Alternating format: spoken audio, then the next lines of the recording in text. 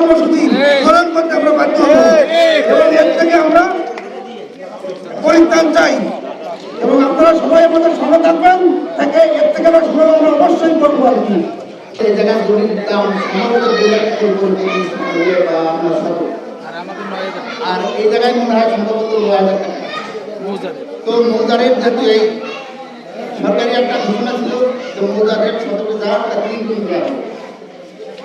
এই জায়গায় যেহেতু ৯,০০০ টাকা ২৭,০০০ টাকা আসলে ১.৫ লাখ টাকা আছে ৪.৫ লাখ টাকা এখানে তৎকালীন এই রেলওয়ে স্টেশন বা রেল কর্মকর্তা যারা ছিলেন তৎকালীন সরকারের মন্ত্রী মিনিস্টারদের সব লোক সাহায্য তাদের এই শ্রম করে ফাঁকা আছে কিনা এই যে খতিয়ে দেখার দরকার ছিল এবং সেটা ছিল এই মাটিও মমতার তাগিদে তৎকালীন যারা এইখানে দেশের ক্ষমতায় ছিল আমি মনে করি তখন এই গ্রামে এই ইউনিয়নে ক্ষমতাসীন দলে অনেক নেতাকর্মী ছিল। তারা কি করছে ব্যক্তিগত ফায়দা জন্য তারা দৌড়ে বেড়েছে এই আমার মাতৃভূমির নাম পাল্টে যাচ্ছে, আমার জন্মস্থানের নাম আর একজন কেড়ে নিচ্ছে, এটা তাদের ভাববার উপায় ছিল না। তাদের উচিত ছিল যেহেতু ১৫-১৬ বছর তারা ক্ষমতায় ছিল এই কাজটা শুরু হয়েছে আর প্রায় ৫-৬ বছর আগে তাদের আজকে যে মানববন্ধন অত্র এলাকার সচেতন জনগণের দ্বারা হয়েছে এটা তাদের করা উচিত ছিল। আসলে গন্ডারেতে আমরা শুরু দিলে নাকি গ্রহণ করা যাচ্ছে তো তাদের ব্যর্থতা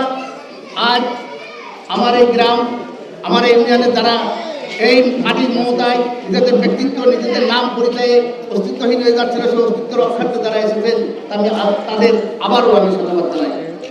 আমি শুধু একটি কথাই বলবো আজকে যারা আপনারা শিক্ষিত জনগণ বা অশিক্ষিত হোক না কেন প্রত্যেকটা বাড়িতে তার সন্তান হলে তার মানুষ তার জন্ম নিবন্ধন কার্ড করতে হবে। আজকে জন্ম নিবন্ধন করতে যাবেন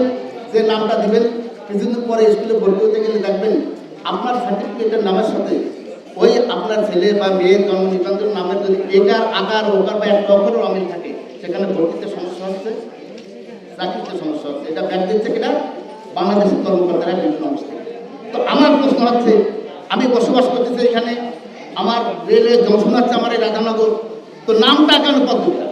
এটা কেন সরকারি কর্মকর্তা যারা তাদের কাজ দেওয়া হচ্ছে না এটা আজকে যারা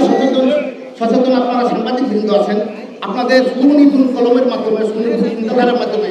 জাতির কাছে বিভিন্ন মন্ত্রণালয় বিভিন্ন অধিদপ্তর আপনারা তুলে দেবেন বলে আমরা আশা করি। এই আশা এই প্রত্যাশা অত্র এলাকার জনগণের আপনাদের তো সংগ্রামী সাথীরা আপনারা যারা আজকে এই দাবিতে এখানে আসছেন ইস্পাত কঠিন আন্দোলন গড়ে তুলছেন আগামীতেও যদি এই নামের কিংবা এই আমাদের নাম কেড়ে নেওয়ার পরিবর্তে প্রতিবাদ করতে হয় যদি কোনো সুরাহা না হয় যদি সমাধান না হয় তো এর থেকে বড় কঠোর আন্দোলন আমরা গড়ে তুলব। আপনাদের নেতৃত্বে আপনারা গড়ে তুলবেন আমরা আপনাদের পাশে থাকবো এই আশা আহ্বান আগামীতে প্রত্যেকটা কর্মসূচিতে প্রত্যেকটা দাবি আদায়ের লক্ষ্যে আমরা আপনাদের পাশে আছি পাশে থাকবো পাশে ছিলাম। আপনাদের সবার সুস্বাস্থ্য কামনা করে এই রেলওয়ে জংশন